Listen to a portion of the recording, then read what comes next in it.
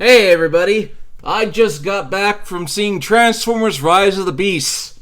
There's a theater nearby called Movie Tavern, which is basically you can see a movie and you can have a meal with it, so if you're on a date, it's a good idea. I basically just did an advertisement, even though I'm not getting paid for it. Ha! Anyway, I'm completely unscripted, so I'm probably going to have to edit out a lot of pauses here. But the movie, what can I say? Overall, I actually liked it. I didn't think it was as good as Bumblebee, but it was a league above the Bay films. It's amazing what these movies can be when you don't have Michael Bay's blatant racism and sexism and military propaganda. He should get that looked at. So, the movie is set in 1994, which is whatever to me, because, I was... How old was I? I think I was 6 at the time. Yeah, I was 6 years old in 1994, so, yeah, I kind of caught a little bit of the 90s nods to what it was like living in the 90s. There was no iPhones or anything like that, and Power Rangers was like the biggest thing in the country. Yeah, right, Hasbro owns that too now. Next thing you know, they're going to do a cinematic universe with Transformers, G.I. Joe, and Power Rangers. I mean, okay, we're going to get into some spoilers here, but they do set that up with G.I. Joe because they've been trying to make G.I. Joe relevant today, and they've had a hard time doing so, and I guess introducing them via Transformers is how you do it. I have my own thoughts on how they can make G.I. Joe relevant today, but that's for another time. Anyway, so my video about what went wrong with Bay vs. Optimus Prime.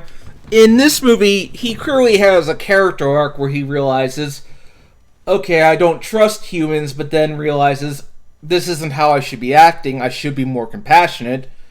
And he is still violent, but he's not, divulging in it. And I think there's moments where he clearly looks uncomfortable with what he's doing.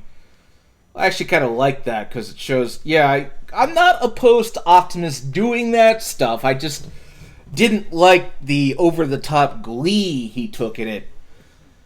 The humans were okay, Noah and Elena.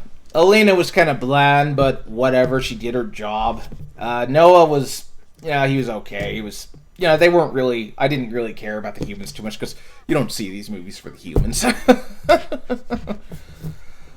But, okay, I do say I do want Haley Steinfeld to come back in the next one. I think that would be cool. And they do actually reference her, which I thought was nice.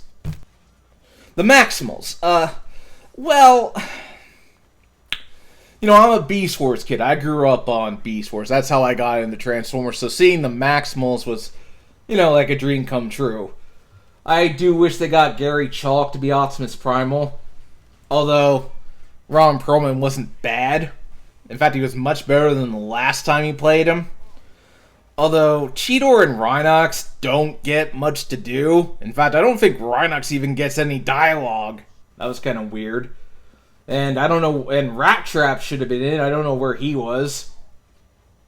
I get why they didn't do Dinobot, since, he's basically a dinosaur, so maybe that's like a whole different thing.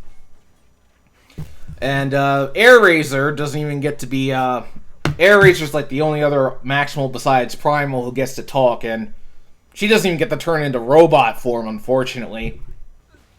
So, one thing I'll say is that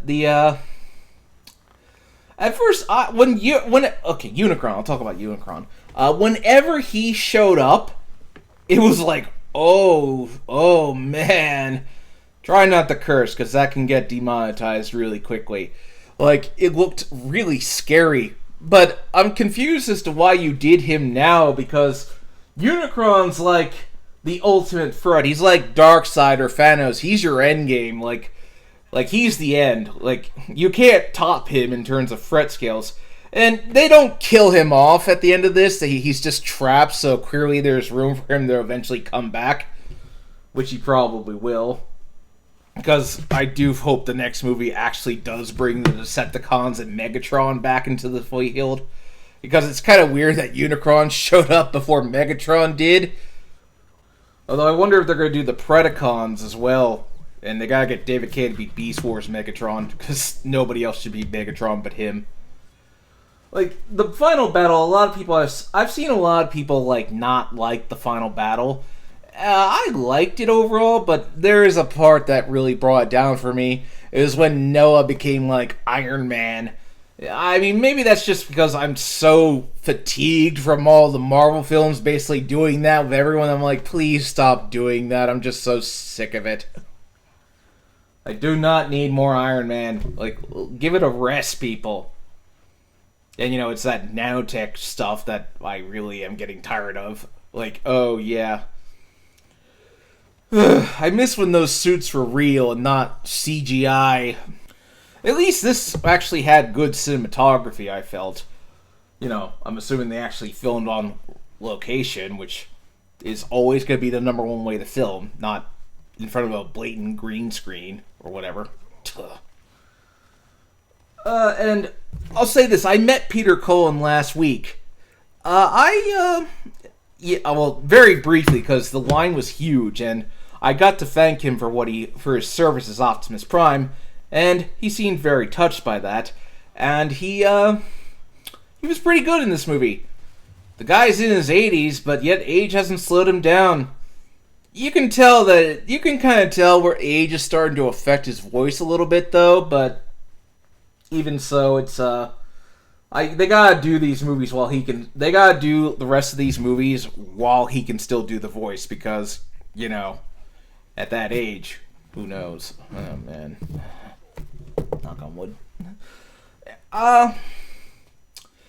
Well, I'm not gonna go on and on, but I would rank this above most of the other Bay films, but probably below Bumblebee. So yeah, if you want just, 2 hours of fun, go see it. And, I think I said this before, but it's amazing what these movies can be when they don't have Michael Bay's sexism and racism holding them down. And this movie was only 2 hours, so...